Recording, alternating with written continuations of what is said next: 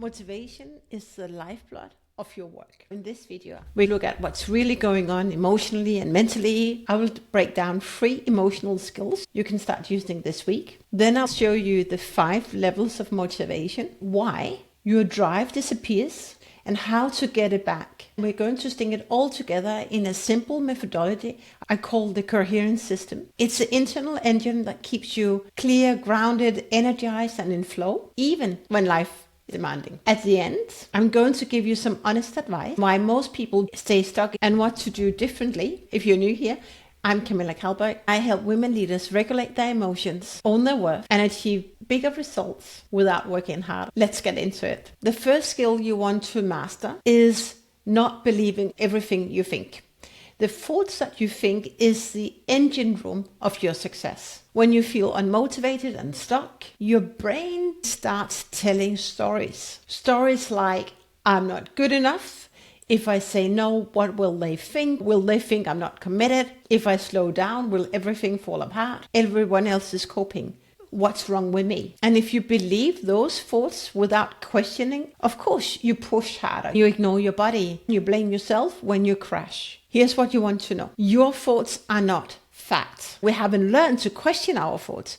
But most of what you think are actually lies. And they are just your nervous system trying to keep you safe. If your brain senses pressure or danger, it jumps to the worst case scenario to keep you safe. If you disappoint anyone, you will be abandoned. If you rest, you will fall apart. If you set boundaries, you will lose everything you build. No wonder your motivation disappears. So here's a practical tool I teach my client. First, notice the thought. That's the very first step. Awareness. You can notice the thought by tapping into your body. What is the sensation in your body? The thought is the language of the brain. Feelings is the language of the body. A thought, feeling, action. That's a very nice equation. So the moment you tell yourself, if I say no, they think I'm not committed. Just pause and feel the sensation in your body. My shoulders get tense. My jaw starts to tighten. What about you? What sensations can you feel? That's a green flag, so it's time to slow down and be curious about that sensation. Second, name what kind of thought it is. Is it a fear story? Is it a perfectionist story? Is it a people pleaser story? What story are you believing to be true? And you might literally say to yourself, this is my fear story about being rejected. And then ask, is it a fact or is it just a fear story? If you know it a fact, it's because you have validated your thought. But there's always a solution. If it's a fear story, it's time to release that fear. Tap into a better feeling story. Because most of the time you realize you don't actually know what people will think. You're just predicting the worst and treating it like the truth. So when you interrupt that pattern, your nervous system calms down. You start to breathe differently. You start to be more present. Start to relax in your body. Enough for motivation to come back. So I want to give you a tiny experiment this week. Every time you notice a heavy self-critical thought around work, write it down and ask yourself, fact or fear story? You don't have to force yourself to think positively. It's a choice. Just create a little bit of distance between you and the story that the brain is telling. Be curious about detaching from that story. That's pillar 1 of the coherence system, mental clarity. And you're learning to see your thoughts as stories, not orders you have to obey. So once you start to release negative stories, what happens is that you suddenly have more space to choose how you want to respond because you're more clarity, you're more grounded, you're more present. Now, once you start doing this, something interesting happens. You realize it's not only your thoughts that's draining you, it's also the emotional weight that you're carrying for everyone else. And that's where skill number 2 comes in. Setting emotional and not just time and boundaries. Most of the women I work with say, Camilla, I am so busy. And my question is, busy doing what? And they tell me that they have back-to-back meetings. And what we discover is that they actually overprotect their team members. They say yes when they should say no. They have their personal life as well, the home, the family, and themselves. But underneath that, you're busy managing everyone else's expectations and emotions. You're busy worrying, they're disappointed in me. Am I good enough? Do they still think I'm doing a good job? And you're busy holding everyone's stress. The colleague who always dumps drama on you. The boss who expects you to fix everything. Team members who says, I cannot do it, and expect you to complete the tasks. And family members who calls you every time they're in crisis. So yes, you feel busy. But a lot of that busyness is emotional, it's not practical, and it's not choices that actually set you up for success. And here's the problem. You might block time for reflection because I advised you to block time for reflection. But if you don't have any self-respect and emotional boundaries, you still end up sabotaging your time for reflection and you still end up exhausted. Time boundaries sound, I'm not available after 6 p.m. Emotional boundaries sound, I care about you, I see you, I hear you, but I can't carry this for you. In that way, you protect yourself and you hold the space for the other person. One protects your schedule.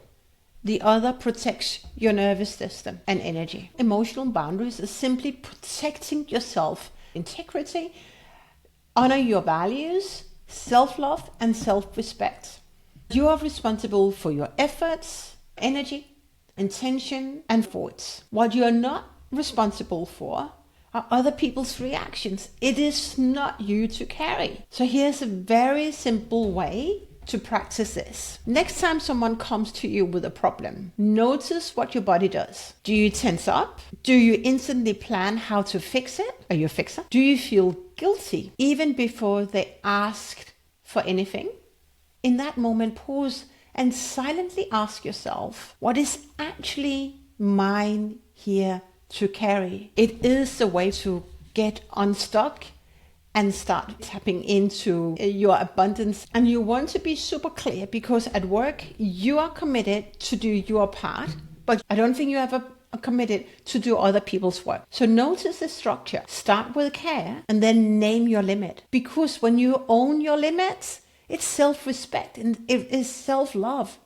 And people start to respect you more when you respect yourself. That is emotional hygiene. That is emotional self-leadership. You are not shutting out people. It's not to be done in a cold way. It's going to be done with love because you're simply refusing to sacrifice your mental health every time someone feels something uncomfortable. When you start setting boundaries like this, something really interesting happens.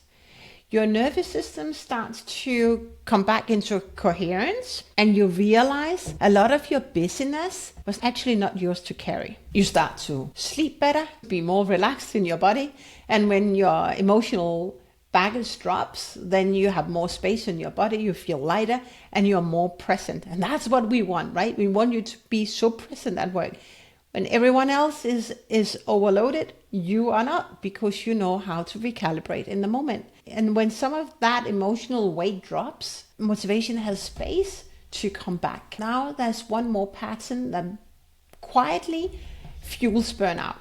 Even when you do have boundaries, you override them by trading hours for approval. That's what we will look at in skill number 3. Pausing before you trade in hours for approval or hours for money. Most women I work with say, I am so busy. Oftentimes people have difficulty saying no with love. So what happens is that you say yes 9 out of 10 times when really your internal system is screaming, no, that is overload. And then what happens is that you work late, it gets Friday, you are exhausted, you may have to work both Saturday and Sunday. As a result is that you are losing motivation, you don't have any energy. So what you want to do, and really start practicing, slowing down before you say yes to another assignment. That is not your priority. 10x thinking goes like this. You want to know the 3 things that moves the needle the fastest for you. What are the 3 things you have to deliver every single day? I have 3 things I have to deliver every single day. And if I procrastinate one of these tasks, I go back into my system, say, where do I spend time and why do I procrastinate? Because what I learned and discovered is that procrastination oftentimes comes from fear, lack of motivation. That is a green flag. Be curious about where you are lacking motivation and why, and also be curious when you say yes, when you actually should say no. You can better say no when you know what your top 3 priorities are, because then you know, do you have capacity for that extra task or not? And if it's a priority, then you go back and say, that's good. I would like to work on this project, but something has to go. What should I let go? These 3 pillars are exactly what we build inside my Trusted Advisor Accelerator, so that you can lead with calm authority, with integrity, instead of fear and overdoing. If you want to practice this with support and structure, you will find the link in the description. Now let's go to pillar number 4. There are 5 levels of motivation. And when you understand the 5 levels, it's very easy to see when you are demotivated and stuck and what to do instead. The 5 levels of motivation, the highest level, having a purpose, having a mission. When you do something that is greater than yourself, then it's very easy to get going. Every morning I connect with my purpose. It's bigger than just making money. It's bigger than just serving a few. I want to really tap into making a difference in this world. That is my purpose. That is my life calling. Personal conviction is the second highest level of motivation. Then we come to ethical and moral motivation. Then we come to ego and money as level 1. When we look at these 5 levels of motivation, it's very easy to spot when I am not motivated. If I think I'm just doing this for the money, how motivated am I actually? I'm just doing this for my ego because I want to be right. That's not so motivating. But when I tap into my personal conviction that I know this will help people like you create more success, be a better leader, be seen as a trusted advisor, that gets me going. I'm giving you this framework with love that I pay massive amount of money and time to understand and embody. Go be curious about where you are right now on these 5 levels of motivation, and be curious about finding your life calling. Be curious about finding your why. And some people say, I don't have a why. I truly believe we all have a why. We are here on this planet for a reason. What is your superpower? What only you can do? Discover that and own that in your heart. So tomorrow, right now, if you feel not really motivated to go to work, like, why are you doing this work? Why is it only you can do it? Own it, fuel it with energy, and see the impact that you can create in your mind's eye. I guarantee this will move your needle. If it doesn't move your needle, drop your experience in the comment below.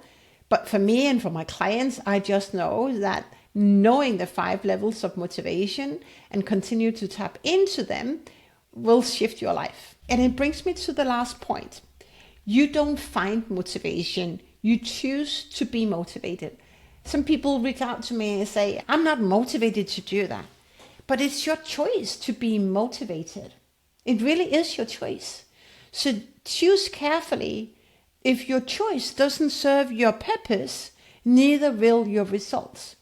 That's why understanding motivation is so important, because you are motivated. You are not tired. You feel that you are tired, but you choose not to be tired. You are not demotivated. That is an affirmation. You feel demotivated. Be curious about why you feel demotivated. And flip, I don't want to be demotivated. Go back, flip your script so that you tap into your purpose. That is so powerful. So let's bring it all together. You've seen how not believing every thought you think gives you mental clarity. You've seen how emotional boundaries protect your nervous system, create more space in your body and not just in your calendar. You've seen how pausing before you trade in more hours for approval helps you Choose impact instead of going and people pleasing. The tools I shared with you today is tools that I tap into and practice every single day because I know how important it is for me to feel motivated. Also, when I'm stuck, I tap into my purpose.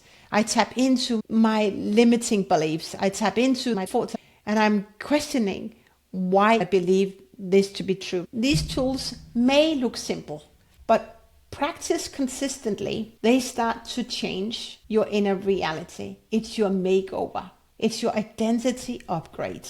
You were never lazy or weak. Now you have a language for it and the tools to start changing it. Let me give you some honest advice before we finish. Most don't get stuck because they don't understand this. They stay stuck because they never actually do anything differently. They watch a video like this, feel seen, maybe write a sentence down, then go straight back into the default way of thinking. That is not progression. That is not transformation. It is just purely information, and this doesn't change your life. And they will keep singing the same song. I'm busy, I feel overwhelmed, and I'm demotivated. They start to waste their life, but it's your choice to change how you show up. They choose to be a victim of their own emotions and thoughts. They start to believe every fear story. We trip not because we're broken, but because we try to do it all alone. We keep raising the bar, refusing to lower the bar, and we keep abandoning ourselves. Insights doesn't change your life. Practice does, support does, and boundaries do. If you do nothing else after this video, pick one word, one tool, or one sentence and start recalibrating how you're showing up for yourself. If you're ready to take your life and career to the next level, check out my trusted advisor, Accelerator. That's why we build the coherence system so that you can lead from inner peace, from knowing what you're really good at, instead of overworking, people pleasing, and self-doubt. Click on the link and apply if it feels right for you. Before you go, tell me in the comments, what's one thing you will stop this week that no longer serves you? And if you are a woman on the edge of burnout, I put a free energy guidebook for you